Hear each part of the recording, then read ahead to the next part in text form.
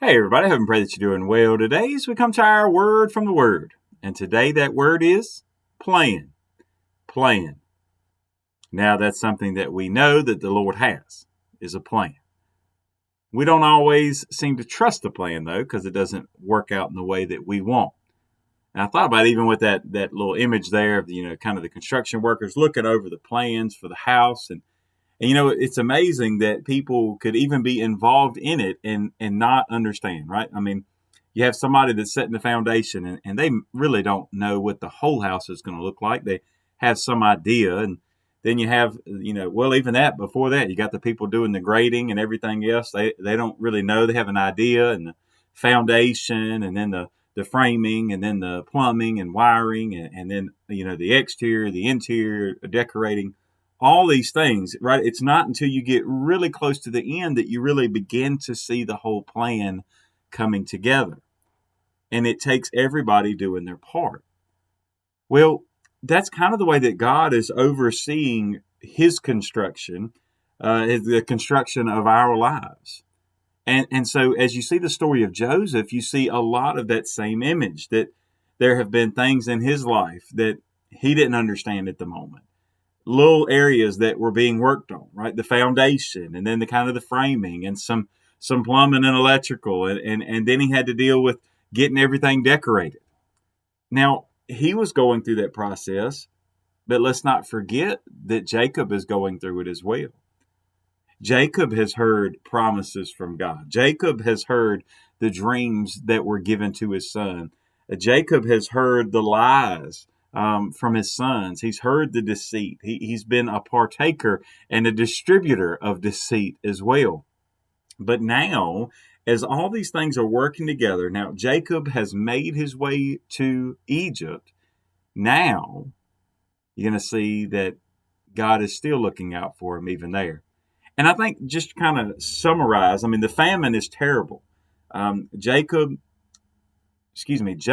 gets Jacob or gets his brothers and those shepherds that Egyptians don't like to be able to have some nice land outside maybe of the central city, and they're going to stay in the land of Goshen.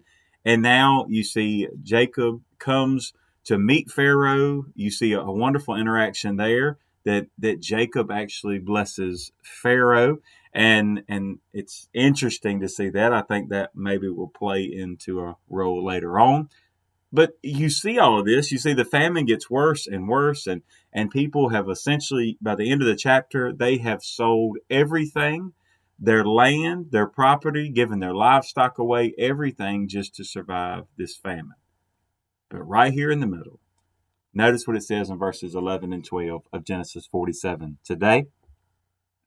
And Joseph situated his father and his brothers and gave them a possession in the land of Egypt, in the best of the land, in the land of Ramses, as Pharaoh had commanded. Then Joseph provided his father, his brothers, and all his father's household with bread according to the number in their families. Now it goes on and it talks about how terrible the famine did get. But just that one instance right there where Jacob had no idea when he was sitting back at home that God was working the plan in Egypt. And then even after he heard word about food being in Egypt and sent his sons, he still didn't understand that the plan had him directly involved in it. See, all of this, fulfilling the promises of God, Jacob knew the promises of God. Jacob trusted the promises of God. But he didn't always act like he trusted the promises of God. And Joseph did the same, and we do the same. Sometimes we do better than others. Sometimes they did better than others. But, I think it's something when you see that God provided through Joseph for all of his family, all of those 70-some members of the family that came to Egypt. See, there's famine in the land, but there was blessing for the family of God. Today, there is famine in the land. There is spiritual famine in the land. But yet, God will continue to take care of his own. He will continue to spiritually bless his own.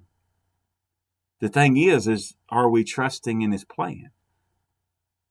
Are we trusting more in the material things that he can promise, or the material things that the world can promise, rather? Are we focused more on that, or are we so thankful for the spiritual blessings that God continues to pour out that we understand, God, your plan must be working together for our good? Not because of the material blessings, but God, because of your spiritual blessings, the presence of your spirit, the encouragement and the power we get from your spirit, the word of God that we hear, that we read, that we get to preach and we get to share, the ones we get to sing about and shout about. Those things. Are we more excited about the wonderful plan of God when it comes to spiritual things? Or are we more excited about what the world has to offer and what their 5-year plan is? What their plan is for our retirement, or your next month, or your next day, or the next paycheck, or the next year, or the next decade? Are we more concerned with we got elections coming up. Are we more concerned with the next one in office than we are about the one who's still sitting on the throne as King of Kings and Lord of Lords? Today, let's trust in the wonderful, beautiful, breathtaking, sometimes confusing, but always trustworthy plan of God. God bless you, and I pray you have a great, great day.